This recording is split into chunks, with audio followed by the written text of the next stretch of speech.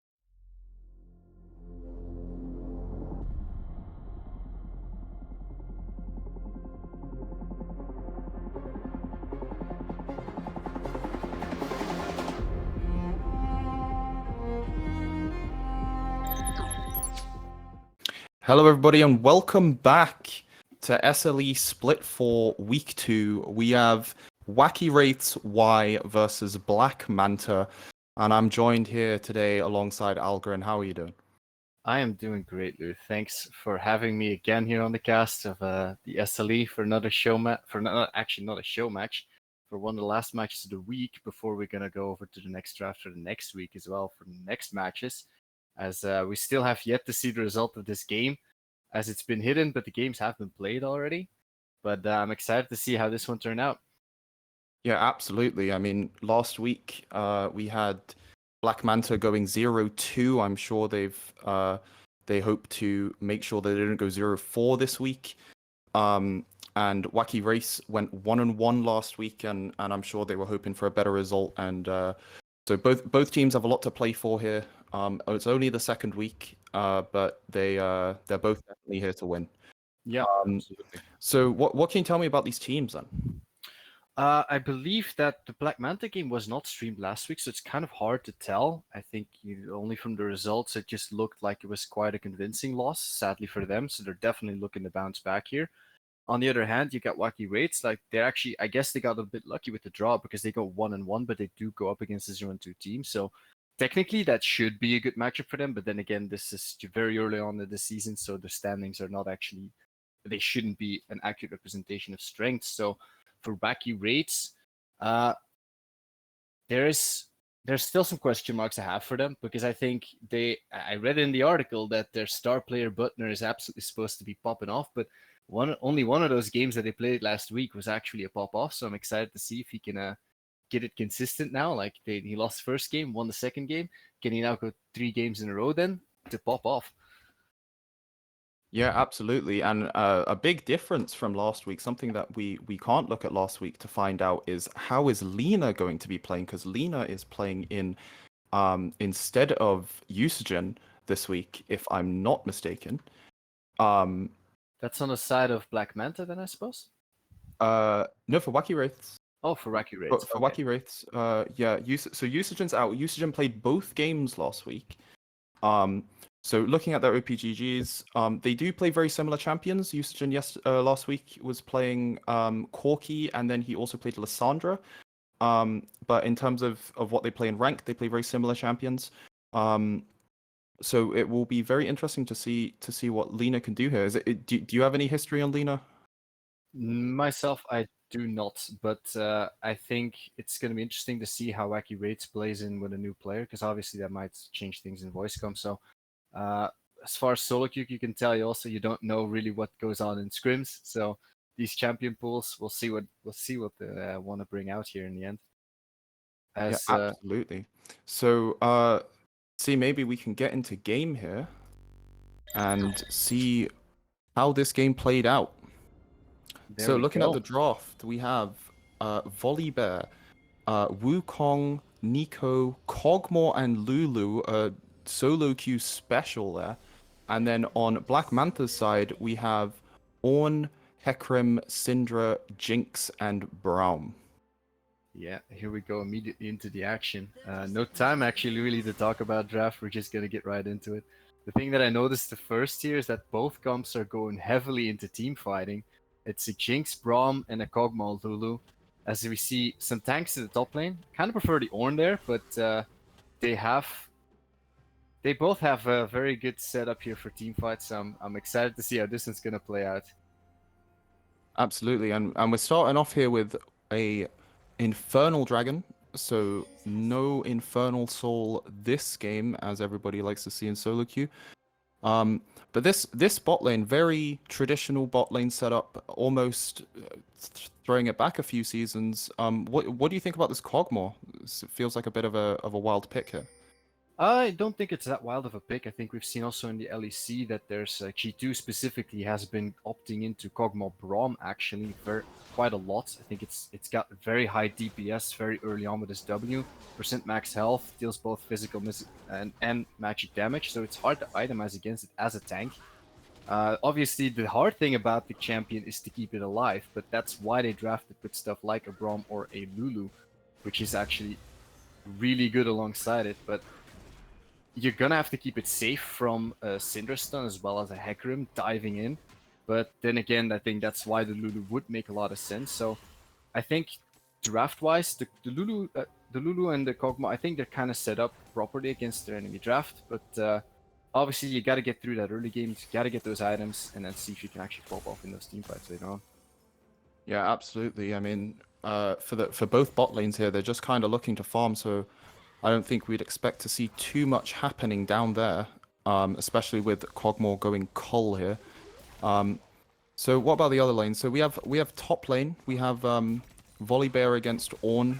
Again, not champions that particularly want to fight too much. They just kind of want to farm. So I think maybe a bit of a chill early game here for the first 10-15 minutes. What do you think? We're almost seeing some fighting here in bot lane. I think you're saying that the Ornn doesn't really like the fight, maybe, but somehow he still ends up killing everything. This jack of trades, the master of everything, champion Ornn, the Forge God. I think he can definitely stand toe-to-toe in a lot of fights, but then again, Volibear is actually famous for having a very strong early game. He's got really good damage, his W good sustain. As we also see both junglers pathing towards top lane and seeing if we might actually get some early access. The Wukong did see he was spotted on a ward here, so he knows that they're very well aware of his pathing. As Hecarim is not gonna opt into a gank on this Volibear, probably because he doesn't want to go up against the Wukong as well. As he's just gonna take a base and probably just gonna play for the Scuttle instead. Because this Volibear, you see he's gonna put down vision, he's very safe from ganks, and he's gonna get an easy Scuttle for Wukong. We see Braum here in the mid lane brush. This could be a kill with the stun from Syndra and the tag from Braum Q. And I don't think it's going to be enough. It's not enough, but Robbery's coming in from the top side of the jungle. Maybe he can do something to Syndra. Syndra's 200 HP, and it's not enough, and both parties walk away. No deaths, no sums blown, I believe. So yeah, I mean, I think, especially with this buy from Jinx, we're not going to be seeing a whole lot of action. I was wondering about that. Like when you go up against the bot laner where the enemy's just taking a call and you don't start with one yourself, it feels kind of bad. But he went back fast to just pick up his own call so that he's not going to be falling down too much in terms of absolute gold when it comes to the mid game stages when you actually start to become a really, really strong champion, both Kog'Maw and Jinx. As I like the attempt from the Braum there, possibly getting maybe a summoner out of this Nico. But they just kind of fall short in the damage to actually threaten a summoner out. So Nico was absolutely fine there. The Wukong was behind him. So not a lot of action in the early game, and it might be a little bit of a slow game here, especially with these drafts coming through. But I think that kind of makes sense for both parties here. Except I think Wacky Wraiths does have some early game playmaking options though. But we're gonna see if they're actually gonna try and do anything with this. Yeah, well, Dragon has just spawned a couple of seconds ago, so we'll see if that prompts either of the teams to start a fight. But it could just come down to bot lane and mid lane priority, as bot lane's been swinging back and forth. Neither of those duos having a significant advantage over each other. Nico's generally been having quite a strong push in the mid lane, so we could see a first Dragon started by Wacky Wraiths. But it's also possible that the junglers decide, you know what, it's not worth the risk, it's not worth the fight, we just want to scale, and we maybe a late Dragon. I think both junglers have a lot of reasons to go for level 6 as fast as possible. I think they both spike very hard on 6, and we also know, I think, if you've played some solo queue, you see how Hecarim spikes on 2 items, especially with the Shojin build. He can absolutely just be a hard carry himself as well. So they're just going to try and scale, but the Hecarim does seem to be faster on these clears, so Wukong yet to find an advantage for himself if he wants to keep up with this Hecarim, because he's going through these camps really fast and he's faster out on the map, and bot lane's looking to crash this wave while the Braum is trying to slow it down, and if they are caught here, that could be that first trade you were talking about for Black Manta potentially. But yeah, well, Hecarim, seems like they're pretty safe now. Hecarim's still in the river looking, and Wukong is quite far behind. Hecarim started up the Dragon, might try soloing it, not trying to start a fight on this bot side. Wukong is moving in, Syndra's coming in from the mid lane. She's found priority mid lane. Wukong coming in from the tri-brush. They still have zero vision on this dragon. They have absolutely no idea what's going on.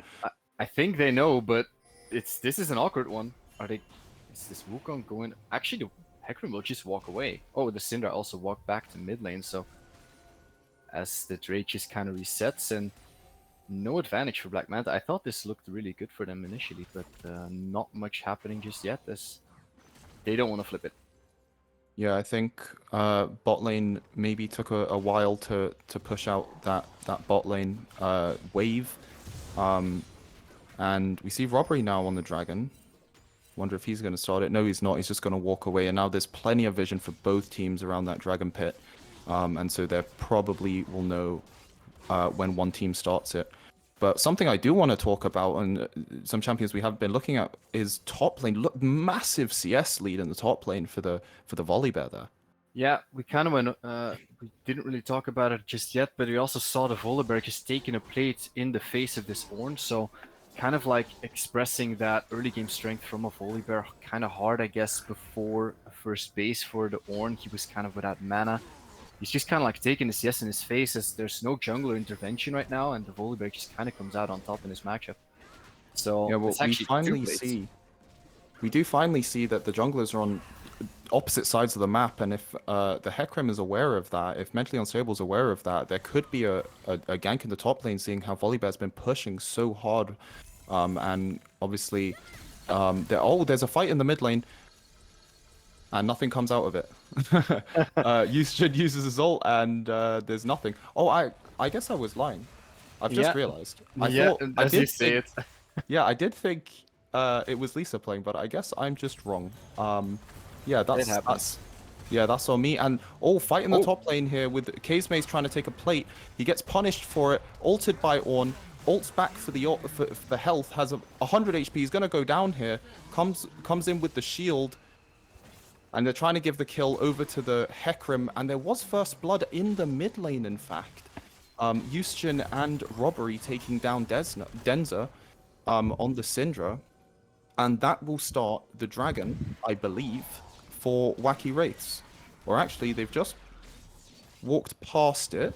Robbery's sitting in the brush, and there goes the bot lane. They should be doing this dragon here.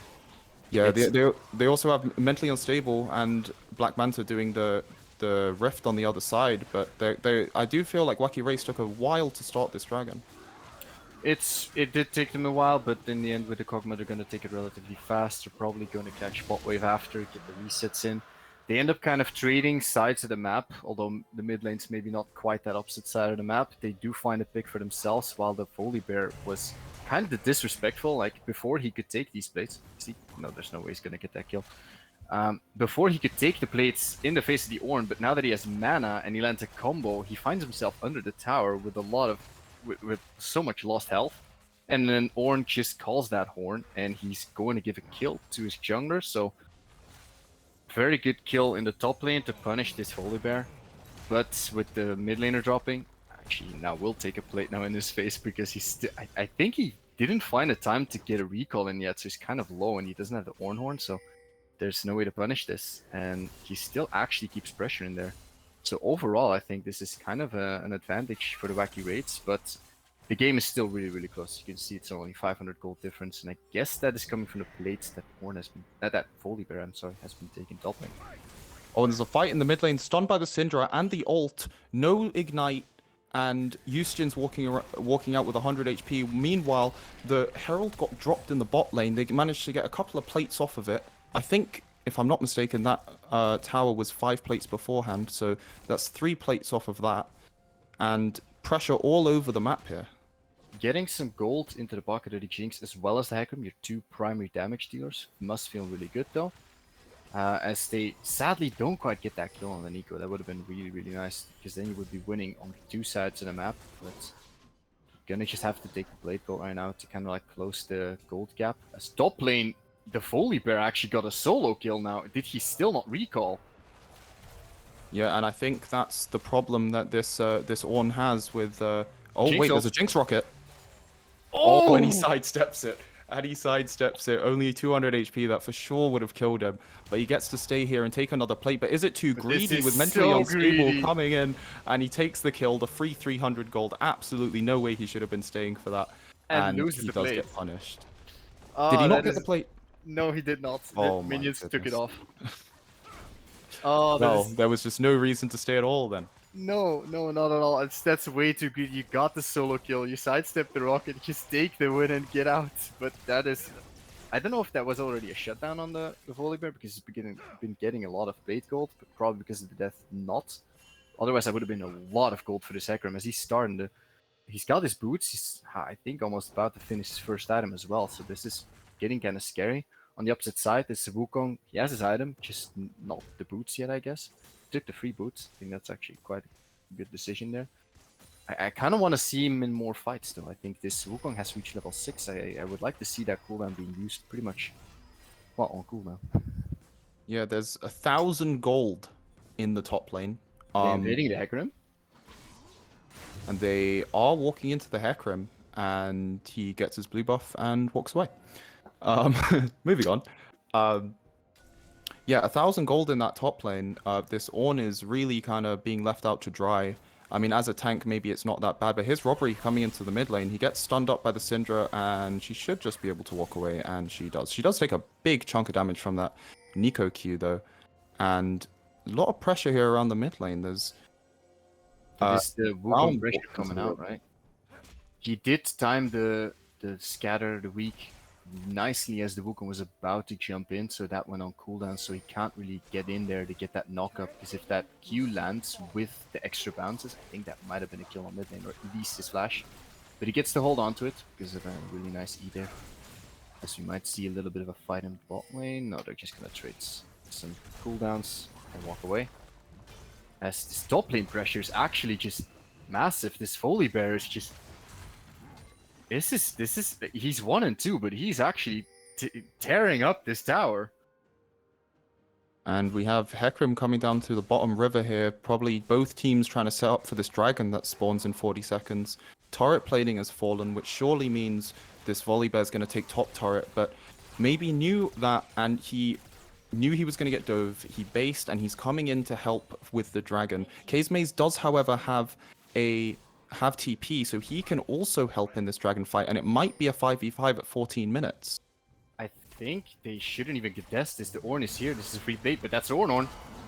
Ornn comes in, hits nobody, but the Hecarim ult does massive Braum ult, and they're all knocked up. They're all grouped up, and oh, that's a huge amount of damage coming in from BLM on the backside of that, though. And we have a 2v4.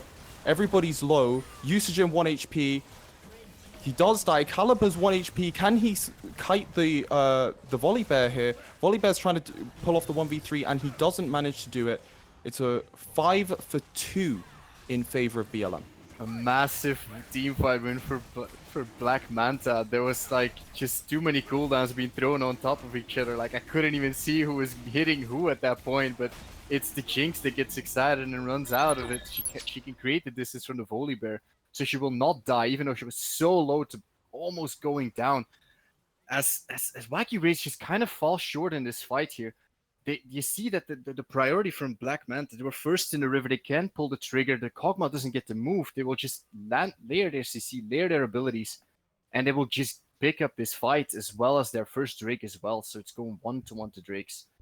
And I would question if you would even TP down there, because I think that was fine to give away. Yeah, absolutely.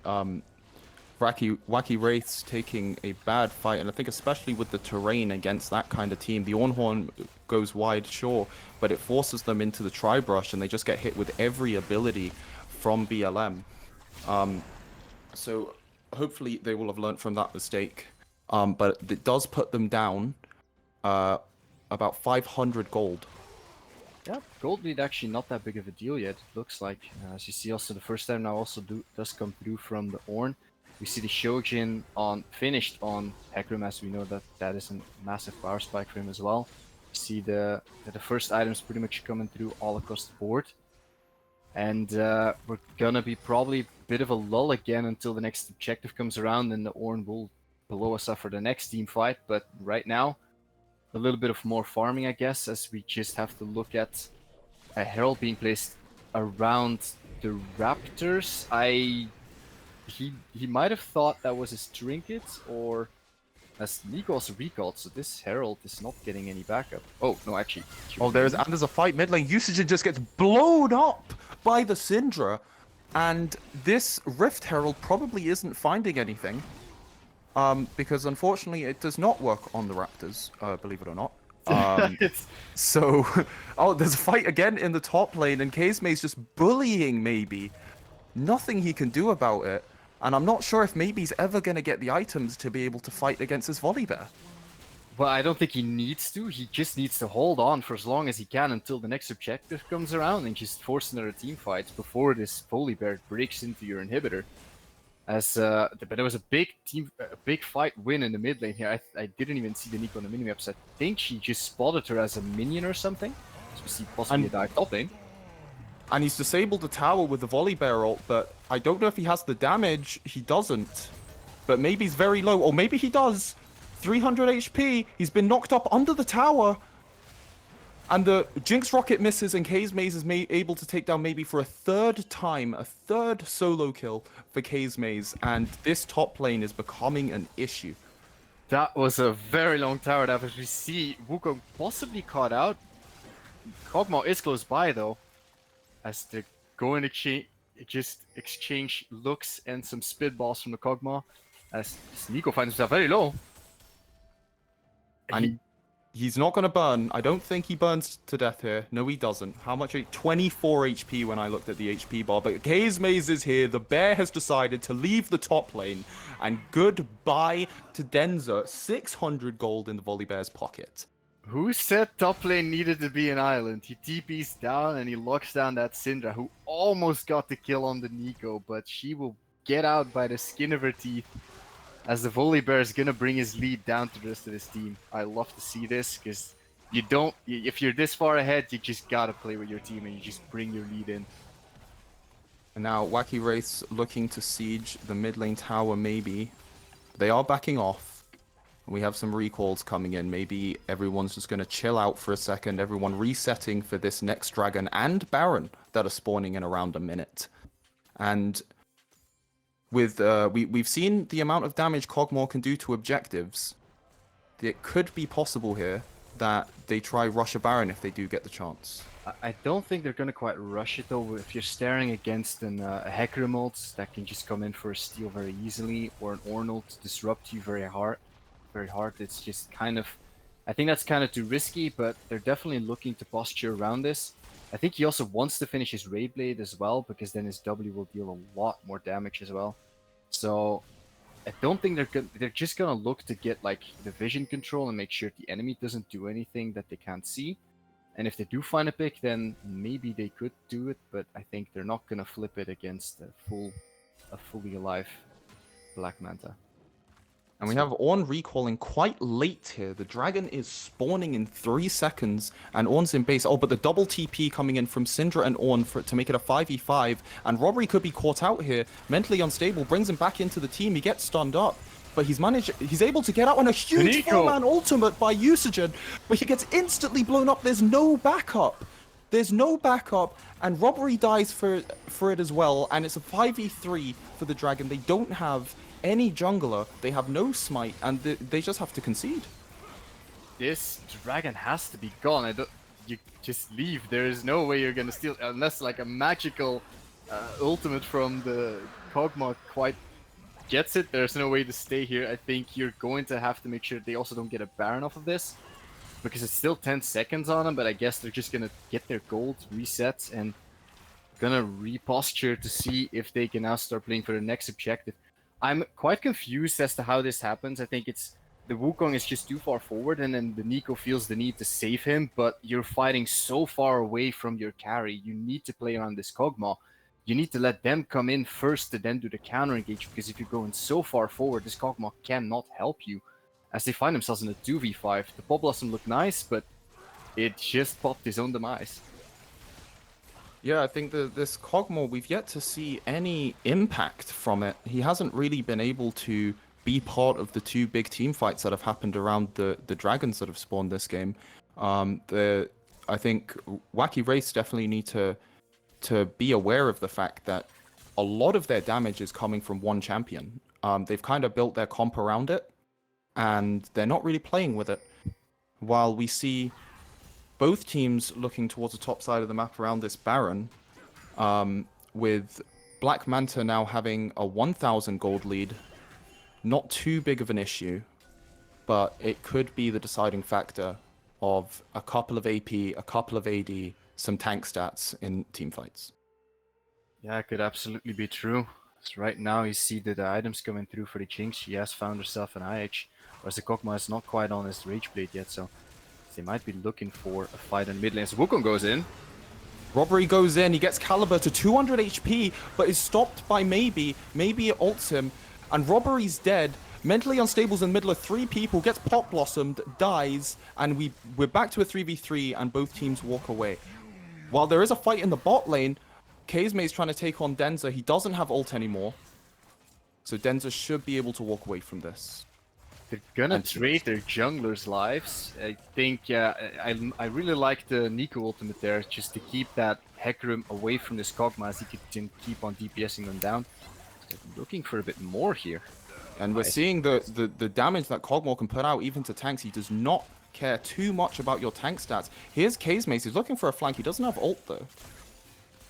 They're not gonna quite pull the trigger for a dive without the ultimate, as you rightfully point out. I don't think they're gonna be able to get another kill here, so they do need to get a reset in for this Kog'Maw. As we're gonna take a look at this fight again. You see that actually the Wacky Raid start of this fight, but Wukong can't quite get to the carries while this Hecarim is threatening this Kog'Maw quite a lot, so he almost actually got him, but this Bob Blossom actually saving the Kog'Maw's life and making sure that actually the kill did actually go over to the Nico, so we still don't see the Rage Blade on the Kog'Maw, or is he just not reset? No, there it is, there it is. Now we have a quite high DPS on this Kog'Maw, especially alongside a Lulu who can give more movement speed, attack speed. As now they definitely have a very, very strong Kog'Maw to win potentially a next team fight and get to that Baron. We're gonna have to see if the setup is there to make it work. Well, Scuttle is just currently trying to find his way home at the moment. He's a bit lost. He's making it. It's just cruel. Like, He'll he's be just okay. bullying. He's just gonna pull it Oh, back. is he gonna get him again? Yeah, he's Nah. just gonna put it back. Like, but like, he Denza. doesn't even want to kill it. Like, this is just suffering. Like, I don't know. This is just me. this is messed up. What the hell? The poor Scuttle crab, man. But like, I am confused. Isn't this family from the Manta? Like, why would you bully your own family? Truly, yeah, that's facts actually. He manages to stun up Kazemaze, gets a couple of 100 HP off of him, and then he's going to go back to farming. And then, oh, Kazemaze has had enough. Kazemaze wants that Scuttle Crab to be able to go home, but he doesn't have enough damage to kill Denza. And here comes the rest of the team. Robbery's in the bush, but they're not going to pull the trigger. They're not going to dive Denza. Denza might overextend here, though. For the Scuttle Crab of all things. What is going on? What does he want with this? The game for the past 2 minutes has just been Denza picking up a Scuttle Crab. Like, leave him alone. Oh, okay, He put it back. did. He put it back. Jesus Christ. And now it goes to the Robbery monkey. gets it anyway. Robbery got it. Denza, you just spent 2 minutes of your life for no reason. I don't know if that actually was just bullying or if he was trying to keep it away. Mantas, Scuttle Crabs, I don't know. Maybe there's something there. I don't know. Building the lore. The dragon's up in 15 seconds, and this could be a fight here. Robbery ults in, hits 2 of the front line from Black Manta, and doesn't do too much, but now that's a vital cooldown that is not going to be up for this next fight. And Robbery, the jungler with the smite, is only on half HP. There's a plant there. You could heal up, but there. He is going to heal up. A massive pop blossom, another 4-man pop blossom, and we see people falling all over the place. Here's a Jinx rocket from downtown. Jinx wasn't even in this fight. And the Hecarim finally falls to Usagen. Kazemaze has his ult back up again. Caliber's on 1 HP. And the Braum is going to go down as well. Caliber being the only surviving member from Black Manta, and that is what Wacky Race team comp can do when they're able to play together and they don't get instantly blown up. And a fantastic engage by Usagen. finally a good team fight win for the Wacky Wraiths. They're gonna get a dragon as their prize here. You saw the engage was actually, I think, coming in from Black Manta with the Ornhorn. They will interrupt the Wukong trying to get in, but he didn't have ultimate anyways. As I think the Kog'Maw just lived too long. He can get the health bars really low. The Bob Blossom just keeping him stuck so that the Kog'Maw can't deal his damage. But the Hecarim actually almost just tears through them. But in the end, the bear, you see him go so low, but that's the power of Holy Bear. With this W, this bite, it just keeps on healing him up. Gets his ultimate back and makes sure that they can get another kill after that extra CC coming through from the Nico as well. Massive, massive team fight win. Really well played by the sides of Wacky Wraiths. Yeah, absolutely, and they've managed to win a team fight now, so they know it can be done. They seem to have figured out the issues with positioning before the fight, because that seemed to always be the issue of how they've lost the past 2 team fights. Kog'Maw now with a bit more damage in his pocket, and yeah, the next objective looks to be the Baron, with Drake spawning in a whole 4 minutes. I think that is indeed the next big fight coming up. Gonna have to see if they're actually... I think it's gonna be a fight over vision. As you can see, both sides. The Braum is doing his best to kind of like keep his wards alive, but him being alone. Some people still running from base. He's gonna have to let those wards die, as he actually sneaks in another ward. And Robbery gonna clear out some other wards so that they can see. They need to see behind this pit. This Hecarim can always ult over the wall. You can't do this Baron on vision against a Hecarim. He can get into the pit way too easily. You don't want to flip this. They don't need to flip this. Their bear is very strong. I think they just need to make sure that they're just blind so that they kind of have to guess if they're doing it and then start a fight on that angle. Especially if the Nico can get creative, she might be able to find a very nice Ball Blossom. Yes. Absolutely, they expect there to be a lot of wards here. I don't think it would be a terrible idea for Nico to disguise herself as a ward and keep everyone bunched up. It might be a meme, but it can backfire, so... But yeah. If it works, you're a hero, so... that is in fact true. Both teams not looking too hard to force the Baron here. I would imagine Wacky Wraiths are low on wards. I imagine the Lulu needs to base as she is right now with the Kog'Maw to refill on her wards and her pinks. Or they're not called pinks anymore, are they? Control wards. Reds. And Volibear is finally able to take down that tower. Yeah, he's been at that for a while Syndra was bullying the Scuttle Crab. Yeah. And a huge amount of vision around this Baron for both teams, though. Yeah, it's very clear that we can see what they're gonna play for next. You saw the Braum also getting his recall in when he kept sneaking those wards into the pit. But if there's control with him, it's not gonna matter. I do think with this Ornn, the scaling is at an advantage for Black Manta. You also see the upgrade already coming in for the Jinx. If they can keep her alive, they can keep the Nico and the Wukong off of her. I guess the Volibear as well. Then I think it should be a very clear win condition for them to get through this side of Wacky Wraiths. As Lulu actually almost face checking in Hecarim.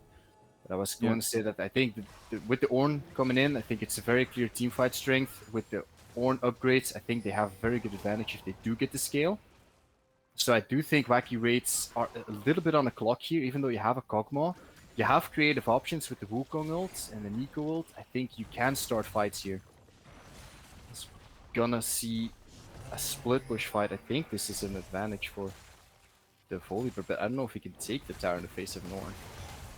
Yeah, Kaze Maze is back to bullying the Ornn, but maybe with the items, Ornn can... Oh, it's a massive fight in the mid lane. Robbery is able to knock up 2, kills the Jinx, and that could be Baron.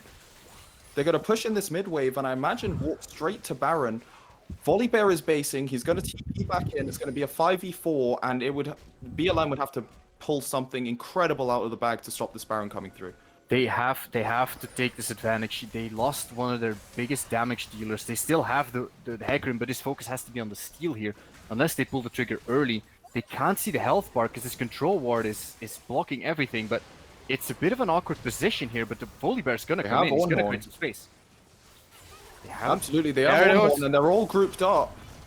And that's 3 people hit with the Ornhorn. Usage is 1 HP. He can't Pop Blossom. Maze on the backside is able to ult into 3 people and try soak up some damage, but isn't able to soak up enough. We have Butner walking forward, is able to take down the Ornn, and somehow Black Manta is able to stop this Baron. That was a really good Ornhorn coming out. It's gonna get 4 people, I believe, and then the Volibear's trying to disrupt the rest of the follow-up, but in doing so, this Syndra is on 3 items. I believe she just kind of like took 50% off of the Volibear's health with her ultimate. And Nico, what is that TP? She's gone, and that's another Drake gone.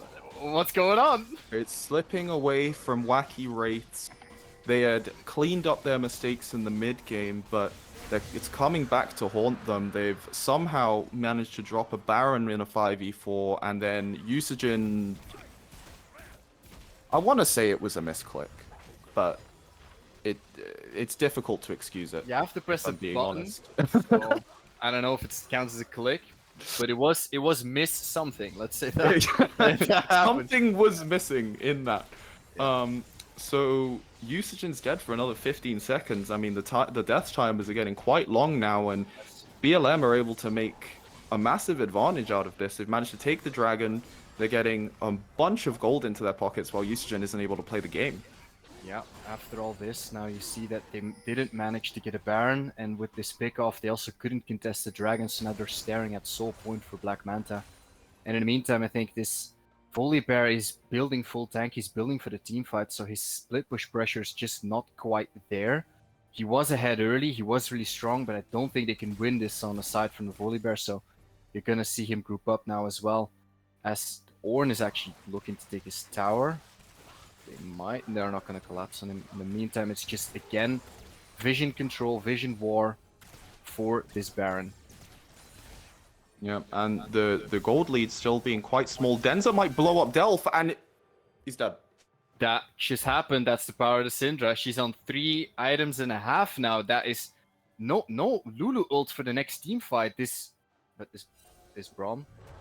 Oh no, Braum's been caught out maybe. He gets stunned up, he's able to flash out, and he has the health to be able to walk away.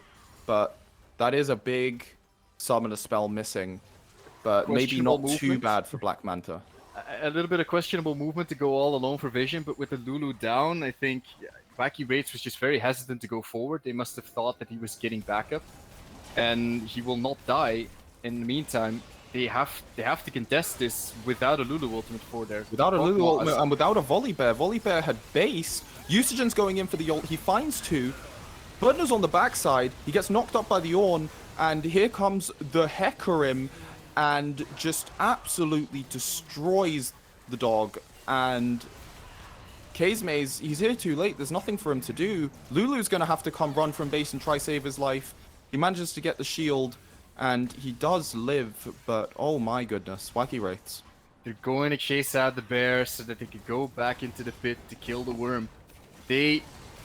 As you can see, they have to contest this, but the Wukong just can't get even close. And then when the other team members are trying to get in, you see that they lack the Lulu to keep the Kog'Maw alive. The Hecarim just absolutely tears him apart. He's on 3.5 items, probably 4 soon.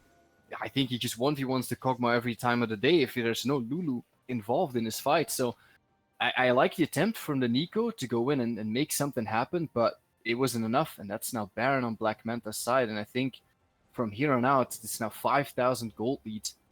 This is looking like it should be a Black Manta win at this point. Yeah, just a few too many mistakes coming out of Wacky Wraiths, and Black Manta has been able to succeed in taking advantage of them. The top lane gap kind of doesn't exist too much anymore. Ornn's been able to get a lot of items. He's able to become very tanky. So the big advantage they had going for them is now kind of doesn't exist anymore, and the Lulu Kog'Maw seems to just get constantly blown up by Syndra. So I'm not sure what Wacky Wraiths have to do here to win the game. What do you think? Their angle is to find a pick-off. They have to get, or like a 5-man Bob Loss. Oh, and there it is again. That Denz has just destroyed Lulu. Hecarim keeps going as well. And Butner's dead. And this is becoming very dangerous for Wacky Race. It's very difficult to just come push out of for this the end here. position. What's stopping you? I think you can just go. I think you can just end this. You still have Baron buff. And they're diving the tier 2. Mentally Unstable gone a bit too far here. He does get taken down, but resets from Jinx. Robbery's down. There's a tag on Usage and he could get stunned up. He manages to use the clone to get away. But can he really do anything about this wave? I think this is just the end of the game. Usage goes back in, knocks up 2. Jinx is still alive. Usage on 1 HP. Does eventually go down, and now it's just the Volibear. Lulu's coming up in 3 seconds. Volibear is in top river, chilling with his friend Scuttlecrab, maybe. Are they and gonna back off? They do back off. The Jinx too low. I guess they don't want to risk it. The Kog'Maw's coming up in like about 10 seconds. They don't the have Dragon's actual up. supers yet. Yeah, so they're going to go for the Soul instead. It's looking really rough for Wacky Raids. Like the Syndra, I'm guessing she just hits Scatter the Weak into a stun and just presses R and deletes this Lulu. So how do they face check these objectives? They have lost all control over the map. I think it has to be the Wukong then trying to get in, or maybe the Nico disguised as a ward as they walk over her or something. But this is looking really rough for the Wacky Raids. Yeah, Wacky Race definitely need to pull something wacky out of the bag to be able to win this one. Syndra's just managing to do way too much damage before the fight even starts. And even with a tanky champion like Volibear, he's also getting shredded by the Syndra with the W and the Magic W pen? has some 10% true damage, I believe, at the upgrade Yeah, they've changed mark it like as well. 4 times, so I don't Yeah, even know they keep anymore what it changing does. She's actually incredibly strong. Later on in the game, she has decent amount of ability haste, so she has 2 charges. She's quite strong. She's not maybe the best teamfight mage, but she's great at getting pickoffs and blowing somebody up, and it's working really well. Dems are actually playing incredibly well, finding these pickoffs consistently. And it's going to take a very cheeky flank into wombo combo for the Wacky Raids, as he almost got hit by that, as they're gonna fight. And here it is. Usagin's able to knock up Jinx. Can Jinx die? Jinx is 1 HP, and Syndra also gets 1 shot. And now it's a 3v5, but Butner gets taken down. Wacky Race out of damage, and the knockups into Wacky Race. There's massive peel for this Jinx. Somehow she's still alive. She's still hitting on the backside. She manages to take down Wukong, and now onto the Volibear, and Volibear 1 HP surely will die eventually. That is a massive heal coming in, and he does end up dying. And on taking down the backside of Wacky Wraiths, the Hecarim's able to come in, and what a wonderful fight from Black Manta. Wacky Raids found the cheeky angle. They got the Syndra. They popped the GA from the Jinx immediately. But even with the perfect engage, it doesn't matter. When your Kog'Maw dies, you don't have the follow-up damage, as Black Manta just roll over them. Resets from Jinx coming in through, and they're going to secure this first game. And there it is, 1-0 in the best of 2 to Black Manta, and they find their first win of the season. And Wacky Wraiths really struggled in that game. It seemed like in the mid game they sorted themselves out, but then there was a lot of mistakes in the early game, a lot of mistakes in the late game. What would you say from a playstyle perspective they need to change for game 2? So I think that they went with a kind of a team fight comp, as they want to go their Volibear into a tank, but the top diff was kind of there in the first like 10-15 minutes. He was on a tear, but he's on a champion and building towards a team fight style. But on the bot side of the map, they don't seem quite to have the tempo there to start the fights on their terms, and they keep getting picked off. I think it's not necessarily a playstyle thing. I think it's kind of like being able to identify when you can go and when you have to back off, because I think the fights were always started by the side of Black Manta on their terms, and then they looked fantastic. So I think in terms of drafting, maybe if they want to do this, I know that we've seen this last week, if they want to go in this kind of direction, you can give maybe a Vayne back to Butner, and then just play with a more teamfight oriented mid laner, because I think this one wants to dive, and it looked good though. But if you want to play for your AD carry, I think you need to play something more in the lines of an Azir or something, or a Cassio, to have that additional peeling and protection. Yeah, well, we saw some great individual performances this game with I think it was at least 2 4-man pop blossoms from Usagen. We had the Syndra blowing people up. Obviously Kazemaze in the top lane, absolutely destroying the Ornn. MVP performance this game, who do you think? Well, then we're going to have to look at Black Manta, because we were talking about the Wacky Wraiths. I think the Volibear did play well, but it didn't matter. On the side of Wacky Wraiths, the Ornn did hold on in the end. The Jinx started to get incredibly fed. The Syndra was finding pickoffs. It's hard to choose between, I think, those 3 players. I think that, well, actually the Hecarim as well, because he was also doing his job and killing this Kog'Maw consistently. So I find it pretty hard to choose between them. Definitely, if the chat wants to help me out there. I think maybe I would want to give it to the Jinx. I think she did a phenomenal job staying alive as much as she could. And when the late game, the Syndra did die, she did still carry the fight. So I think I'm going to give it to the Jinx, even though I do want to say big props to the pickoffs for the Syndra, the deletes, and the Hecarim as well. He also played a really good game. Absolutely fantastic kiting out of Jinx that game. But for now, we're going to throw it to a quick little break, and we'll be back for game 2.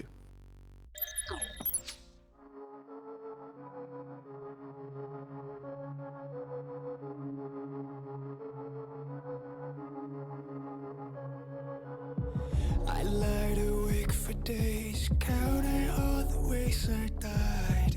Everything I couldn't save, buried down, still half alive. It's got me crawling in my skin, but no one's coming out to hold me close. Pouring out the gasoline, yeah, I've been making friends with all these girls, and I got nothing left to lose. Fight to the future.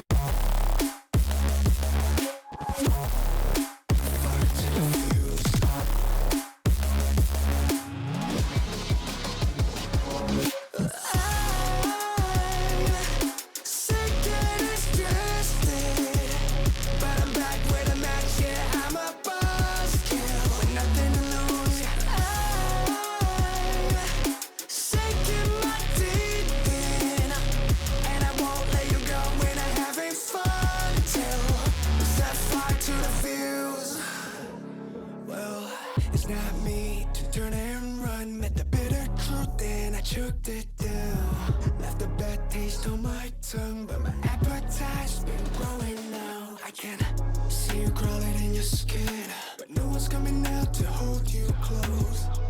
I'm pouring out the gasoline, so say hello to all my ghosts.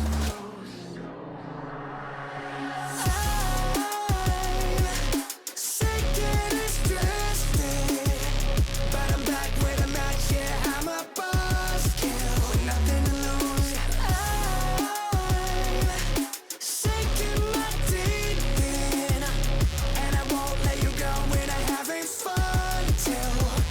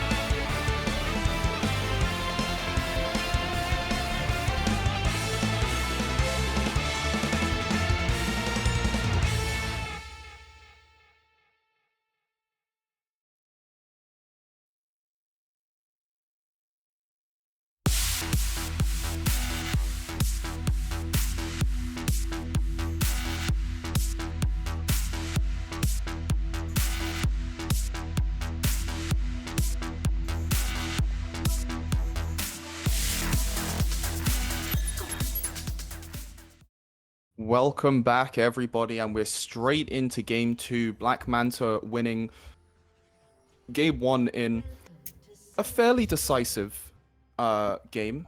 And looking at the draft here, what are we thinking? I'm thinking hype. There's a Katarina been picked, man. This is gonna be a bloodbath. Absolutely, some very, very stylish, if you would like, champions being played here. We got a Katarina, we have a Lee Sin, we have a Thresh. There could be some very interesting individual plays happening here. Looking at the matchups, anything that really sticks out to you? Yeah, again, the Katarina being picked into a Nico, I think is very hype. I hope that she is going to be played around and she could get some early kills, maybe impact bot lane as well. Because if she doesn't start snowballing, this it's either gonna go 10-0 or 0-10. I get the feeling. So let's have a look at how this is gonna pan out to see junglers as opposed to last game starting topside this game. As Denzer's gonna spot it out for the side of Black Manta. As Yushin also put down a ward on the Raptors, but they won't know just quite yet where this rel has started, but they're probably gonna figure it out soon. Yeah.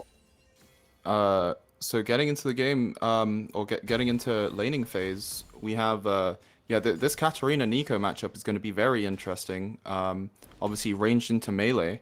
Denzer's gonna, I think, need a lot of help in this mid lane.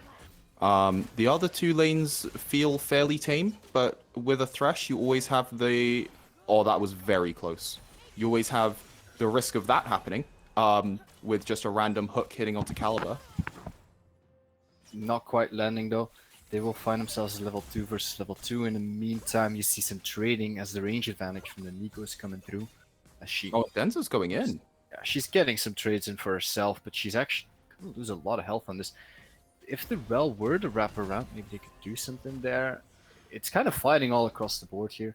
I think the bot lane should be a good win condition for Wacky Wraiths, actually. I like Thresh, Kai'Sa, I think it's pretty strong. If this Rakan goes in, you can interrupt him very easily. And then you have a lot of burst from the side of Kai'Sa as the ward actually just spotted there. The Rel on the Raptors. But the Katarina is incredibly low.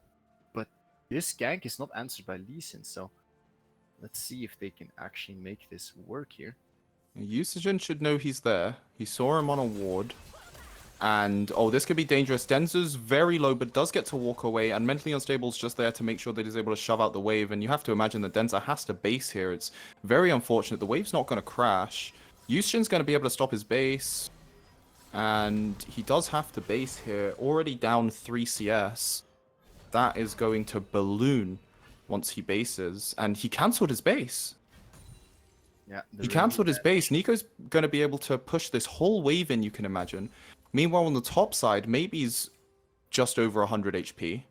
He's struggling against the Ornn. K's Maze has decided to take the Ornn and show him how it's played. But we'll see if that's big enough of a difference in this game, because it definitely wasn't last game. We find ourselves in a potential 3v3 bot lane now as well. Let's see if the Thresh wants to pull the trigger here, because the side of Black Manta is kind of overextended, I suppose. And Thresh walks in. He gets the... He gets the hook onto Caliber. Caliber manages to flash out. There was a beautiful knock-up from the Rakan. And Thresh does pay the price for trying to engage on that. Robbery's low. He gets knocked back by the Rel. And he manages to ward hop out. And that was very close. A very nice fight here for the side of Black Manta. It was actually the Thresh engaging, but she doesn't land the E on the Flay on this Ashe. He does land the hook, but by that time the Rel is already over there, and it just disrupts this entire engagement. They almost find another kill on the Kai'Sa. She's very low right now. Lee Sin had to back as well. Blue is summoner as well, as But only just summoners playing have been with blown fire for here. Ashe. The Rakan still has flash available, so Butner could just disappear if Rakan feels like it. Not gonna happen just yet. I do think with the Ashe being this low, it's kind of risky with Thresh full health, but The Rel is here back. And Thresh has made the same mistake again. Rel is back for round 2. He does manage to flee Rel away during the animation, but he is going to fall to the aftershock of all things. And this bot lane is really struggling. As I said, I like this bot lane. I think it's very strong. This Thresh is getting punished very hard by the Rel, pathing to bot lane and really choosing to lock in their advantage there. When the Thresh goes in against an Ashe with your flash down, you have no escape as you just get run down. That's 1-0-1 for an Ashe and a 1-0-1 for the Rel. Black Manta off to a flying start in this game too here now with almost a 1000 gold lead at 6 minutes. So we see a bit of counter jungling from Lee Sin as an answer to this bot lane gank, but I think Black Manta is quite happy with this type of a trade. Yeah, I'm not sure Robbery got spotted out with that Hawk shot, so Rel is going to walk into a topside jungle and realize that nothing's there. The blue buff is spawning soon, but Rel's going to be spotted on that pink ward that Lee Sin has left there. Dragon is available, but there doesn't seem to be any extreme pressure on either side. I don't think they're going to start it that early right now. They're looking for some picks in mid lane first. Lee Sin might make his way down here, but they do need bot lane prior, I think, before they want to move. Right now, I think it's kind of in a stable state, the game, for a bit, until the junglers make their way to the lanes. As you actually do see Nico pathing down the bot lane, trying to make sure that this doesn't get any worse. She will not be spotted.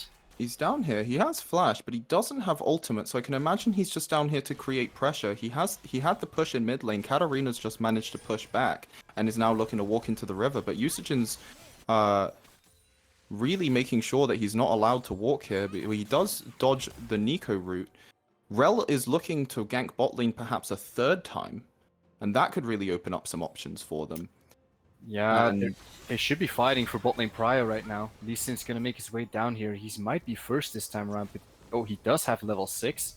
He could look for a kick on this Ashe, but the Rel is right here, so they're also quite close to the tower, so it's a bit risky. As he's gonna try and start up the dragon, but their bot lane can't just quite move. They need to crash this in. It's a control ward on it as well, so Black Manta know exactly what's going on. Usagen's managed to walk down to the dragon before Katarina, obviously with that the wave pushing into Kat. Denza now finding it very difficult to walk into the river. Gets a massive amount of HP chunked out of him just from 1Q, and here we go. Usagen with the 3-man knock-up. Mentally unstable, managed to keep alive with the shield. Katarina! The Katarina goes in, manages to get the resets, and she's going crazy. Gets 2. She managed to get the 3rd? No, Ashe manages to get it, and I think there was 2 kills for Ashe and 2 kills for Katarina there, and that is a much-needed gold for the Katarina. Denzer coming up really clutch for the side of Black Manta, because it looked like the Usagen actually with his ultimate looked like he was gonna absolutely tear apart Black Manta, but they will pick up 1 kill, but after that is done, they have no more cooldowns, and the Katarina goes in and she just clears the house. As we watch it this again, like this is a flash Bob Blossom, it will pick up the first kill on the Rel, but that is not the main damage dealer in this fight. As you see the resets with the daggers coming through from the Katarina, as she gets paid. I said 10-0 or 0-10, and she's right now on track with 2-0 for the 10-0 option, which I'm actually excited about. Maybe it's a little bit toxic, because I think we've all had our fair share of bad experiences in solo queue with Katarina players, but to see it in an official game like this, it's kind of hype, to be honest. Well, she's back to getting bullied by Usagen. Mentally unstable is back to try and defend this tower. Usagen getting knocked up under the tower, but doesn't have any tower aggro, walks away and actually probably wins the trade under the tower. Rakan's here. This is a 5-man push into the mid lane tower. The plates are still up. Denza's 1 HP and he has the Kai'Sa mark. Kai'Sa doesn't have ultimate actually. It is on cooldown. So that was not a risk, and they're going to get the 3rd plate here, but they were sharing plates between a lot of champions. I'm not quite sure that's worth it for 44 gold per champion. They're going to transition it immediately into Herald control though, so that would be a really nice pickup. I believe this Katarina may not have reset after this dragon fight. As you see now, a Kraken Slayer is coming through. So she was still quite low health, so she could get bullied off. And they're sending down people to see if they could get a pick, maybe get a dive before they move to this Herald. And instead, they're just gonna share a lot of plates, as you mentioned, but it's only now that bot lane and top lane crash their waves, so they don't really quite lose a lot on the side lane. So overall, I really like the map movement from the Wacky Wraiths here. Trying getting and forcing some advantage for themselves without losing too much on the other sides here. So they do pick them up themselves, the Herald, and a lot of damage on the mid lane tower. If they send the Herald down on it, they might break open mid very early. There could be a fight here in the mid lane, and they just both walk away, so that's okay. Farming down the bot lane, and there is a significant advantage here with 20 CS for the Ashe over the Kai'Sa, and with Butner supposedly being the star player, that can't be too good. Yeah, that's off the back of 2 Rel ganks as well as a very good Katarina on Drake fight. They haven't really found success in getting any ganks off in this bot lane. Lee Sin kind of playing maybe a little bit more for himself, because you can see that he's very well farmed, but the Rel, she's 1-1 and 4, so she's not really behind. She's also level 6 now. They're probably not gonna do anything here as they see that everybody's missing from lanes. So we'll just back off. Possibly they were maybe looking for a dive, but they're gonna decide against it. As you do see this Ashe kind of building herself more of a CS lead right now. Yeah, this Lee Sin definitely been more on the power farming side, but here comes the Herald, and this was the reward that they get for sending 5 people to the mid lane. Ashe Arrow comes in, misses. Does that go top? No, it misses completely. Maybe versus K's Maze. K's Maze knocks maybe up. They're both 200 HP. And K's Maze waiting for cooldowns. 100, and surely he goes down here. And maybe is able to get the solo kill while there was a fight in the mid lane and Usagen somehow went down. So 2 solo laners going down for the side of Wacky Wraiths feels really rough, as they also don't actually finish off this tower. It is 1 HP though, so if you ever get close to it, it will die out. But in the top lane, maybe getting revenge for this kill. Revenge for his game 1, I should say, actually, as now we also see the minions going up to this wave, and that is, I believe she did get the shutdown for the first tower there for Butner, as we said, you know, the star player wanting to get the gold for himself. Yep, absolutely. So get a bit back. So yeah, first tower has fallen, and that's before plates have even dropped. So they've done very well to do that. They've definitely benefited off of that 5-man mid, despite the loss in tower gold. And here comes the Usagen trying to pull a tricky one, and Caliber flashes forward, but Caliber had flash, and here comes the TP and the Ashe Arrow, and Mentally Unstable was around the corner shadowing the Ashe, and Usagen just dies. That was very interesting. He didn't keep track of the Ashe flash, so he ends up trading it, but once you've committed, there's no way back. So we find ourselves potentially in a pick for mid lane. They get their first tower in the mid lane, but they're staring down very, very strong opponents and a very strong team fight, so they need to start finding picks to create a good tempo advantage for themselves, but they can't. They're not working together quite as well. Now the TPs are coming down though. This might be a full 5v5. Rel goes in. Fresh goes in. Rel goes in, manages to get 2 knocked up, but instantly pops. K's Maze trying to stay alive against BLM here. Katarina goes in, pops the ultimate, isn't able to get any resets, but there are some low HP bars here. Katarina does manage to go down, and so does the Ornn, and it's just back and forth. It's a 3v4. There's low HP bars everywhere. Lee Sin is able to take down Rakan. Maybe he's trying to walk away. There is no Kai'Sa ult to chase him, and that should be the dragon. Delph is able to get a fantastic hook onto the Cassante, but he pulls Delph over the wall, and he does end up going down to the Butner, to the Kai'Sa, sorry. And oh my god, what a fantastic Ashe Arrow. Delph should die here, and he does. The Drake does end up getting finished off, but what a messy fight. You say messy, but this was kind of what the Wacky Wraiths needed. Now, the Rel started it off, but she dies almost immediately. As we get this scrappy fight, and the Katarina tries to join, tries to get in there and get those kills, but she doesn't quite get the first kill when she ults in, and then after a second dash gets locked down as another Ornn comes down here, but does he have backup? Lee Sin is there. And they're probably looking for Caliber here. The Lee Sin Q does hit, and Caliber goes down. It's a 2v2 in the mid lane. Rakan's quite low, probably is able to W over this wall. And Lee Sin was waiting for it. Fantastic discipline to wait for the Rakan W there to follow him with the Lee Sin Q. And he also hits the Rel, but he's not going to follow that one. No Lee Syndrome there. But it's just a Rel against 4 Wacky Wraiths players to defend this tower. Denza has been pushed out from the jungle. Delph looking for a hook here. There's no way they can defend this. I think this tower's just dead. If the Katarina goes in, I think you have the match, she's just gonna die. And Rel gets hooked, and I think he might explode. Here's Robbery. Robbery goes in, the tower falls, and it's just kind of falling apart for BLM. And there's no dragon, there's no objectives to get off this, but Eustagen's also in the bot side taking the tier 1 tower for bot. The tempo completely shifted to the Wacky Raids here. Now, they try to defend the tower, but that's the weakness of a Katarina. If you're outnumbered, she doesn't have any range, so Rel tries to keep it alive, but ends up paying with it for his life. And in the meantime, as you so point out, like Eustagen just gets another tower as an Ashield comes through. And Robbery was not able to ward hop away in time. Oh, no, he wasn't able to ward hop away from the arrow in time. He does end up paying for the sin of stealing the chickens away from Black Manta. Maybe not the best thing to die for, but they still got so much on the map off of that play. They absolutely shifted the gold around. Like now they find themselves with a 2,000 gold lead, and previously they were down this amount. And it's kind of sad to see the Lee Sin die for chickens after you've gotten so much, and there's so many objectives you've just won. But all in all, I think now Wacky Raids really find themselves in a position where they can fight back, because previously, before this dragon, it looked kind of bad. But they're starting to play together as a team here. You can start seeing like the Ornald coming in the mid lane when the Lee Sin's wrapping around. You really start seeing that they're looking together to make these plays, and it's looking a lot better already.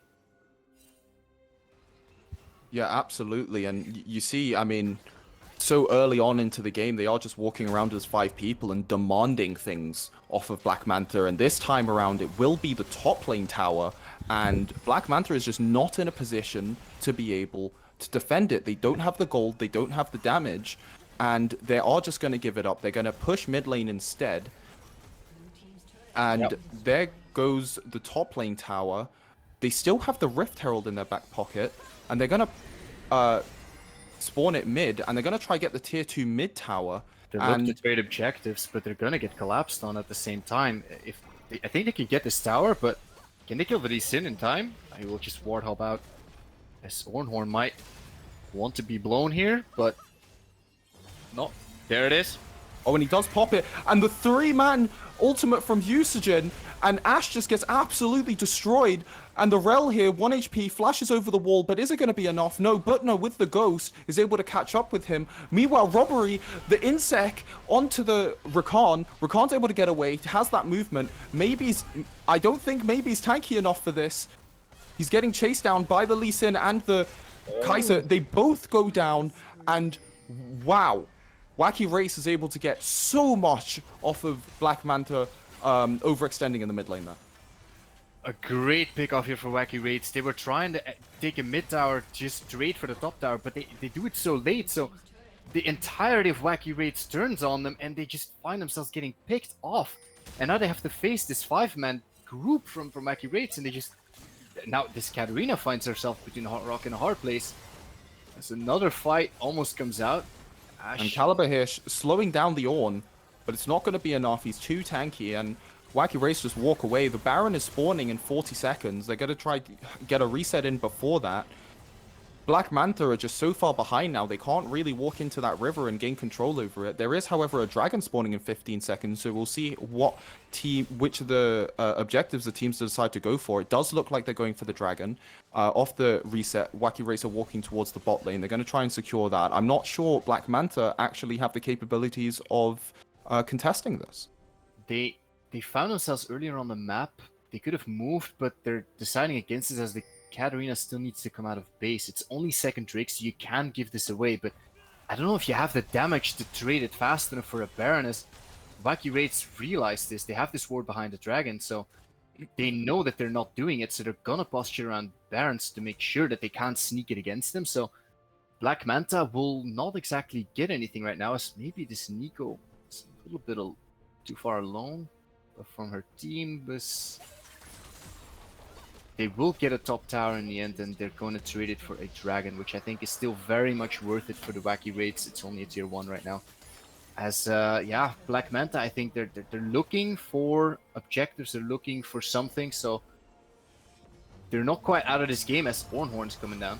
Ornhorn comes in, only manages to find the Rakan that has the movement to get away from the Thresh Hook, and that would be enough. There's an Ash arrow that comes out of nowhere and hits nothing, and Wacky Wraiths actually take that opportunity to start the Baron.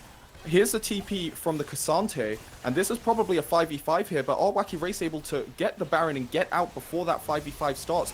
The hook onto the Rakan mid-ultimate, and Katarina just explodes. Rakan is dead. Caliber is hitting a ward, and gets punished for it. Maybe is able to Cassante ult out, but does end up dying anyway. Rel is getting chased down. Wacky Race might actually be able to finish the game here. 21 Wacky minutes Wraiths, with the Kai'Sa is so good at shredding a Baron. She also has Ginsu's Rage Blade, so she procs her passive even faster. She shreds this objective. They just started up, they pressure them to engage on them, but they have to go into a Nico who just gets like, I think, a 3 or a 4-man ultimate.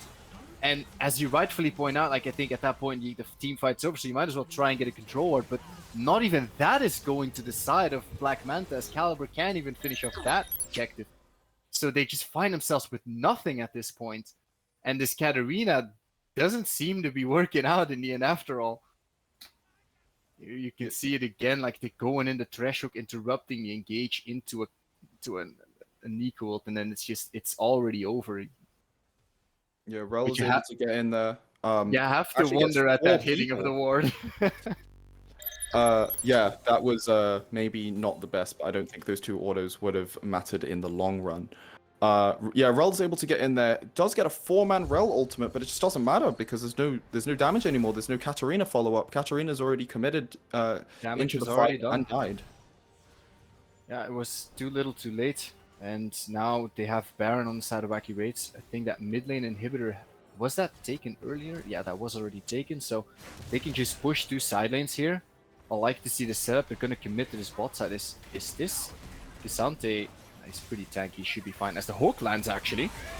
Yeah, and Rel should be going down here, but manages to re-engage, uses him with the 3-man ult. Katarina goes in, isn't able to find any kills, and Wacky Race is just wiping the floor with Black Manta. They are here for vengeance. Denza goes back in to try get a kill on Butner, isn't able to do that, and that might be the game. That probably should be the game. 20 seconds on the Rakan, another 20 seconds on Rel. Are they able to finish in time? A triple kill for Butner. I think you have to believe this is the end. Super minions are also coming in mid lane. It's 15 seconds on the AD carry to spawn, so they can fight back, you'd think, but they have no range, they have no wave clear. These towers are gone. There's nothing you could do back here. They tried to fight back, but they've fallen too far behind, as the Wacky Wraiths are just gonna take their victory lap, pat their stats. They're gonna get some more farm in the meantime. As another hook lands, they get another pick almost, as actually Nexus saves Caliber, as Wacky Wraiths stride back for a 1-1 score for this week. Well, what a fantastic series we got there. We saw the best of both teams, I think, and in some cases the worst of both teams. But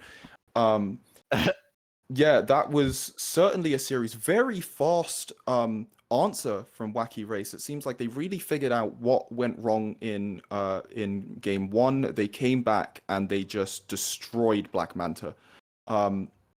What do you think? Why do you think they were able to do so well this time around? I don't know. When you look at the dragon play, I think like in between, like the minutes before and after seemed like a completely different team. And maybe want to have a ref looking into that to see if they maybe swap some players or something, because the Wacky Wraiths after that dragon were like a completely different beast. And they actually look like a really, really good solid team, all working together, playing really closely on those objectives. And I like their draft adaptation. They scratched the team fighting from a Kog'Maw and they replaced it with more dive heavy. As we were actually talking about it in the break, what do they need to change? I think the Nico was actually working. She found ult and ult time after time, and it just worked to kind of like just go for the burst, go for the all-in, and it looked a lot better for for Wacky Wraiths, I should say. So I really like the adaptation there. Yeah, absolutely. Usage in both games was able to do incredible work on that Nico, constantly hitting 3-4 man ultimates. But speaking of good players and good plays, do you have an MVP for the series? This horrible question again. Again, they played really well once they came online. I think the Lee Sin didn't have a very good first 10 minutes, but after that came online, I think he was doing exactly what he needed to. Find some really key insects, but then at the other hand, you also have these Nico ults landing on everybody, and then you have Butner actually just executing on everybody also in that last fight, you can see. So everybody working well together. It's very hard to pick an MVP. It's very close between those three to me, but I'm gonna give it to the Nico. I think those ultimates were too big. I think it was Yushin on that Nico, so I think she had some really nice key ultimates for the team fights. And after the Paul Blossom came down, you kind of felt like the team fight was already over. So I'm gonna give it to Yushin. Yeah, absolutely. I think both games Usagen did a fantastic job. I would also be giving the MVP award, if we had one, to Usagen. But other than that, is there anything else you want to be saying about the series? Oh, actually, it was very entertaining. Thank you very much, Wacky Wraiths and Black Manta. You were probably both hoping for a 2-0, but you made it hype and gave us a 1-1. So I'm really excited at seeing this. So thank you very much for the entertainment, and good night to everybody. What about you, Lou? Yeah, well, thank you for being a wonderful cast partner for my first, well, technically my first ever cast. I also did a cast on my channel maybe 7 years ago. But yeah, it's been wonderful casting with you. Thank you so much to Pep, who is behind the scenes doing production big shout out. and observing. It is tiring. I do it as well. So doing two best of twos, 4 games total is a big thing. And obviously a massive thank you to the viewers. Without you, this wouldn't exist. So thank you to everybody, and yeah, that's all from me.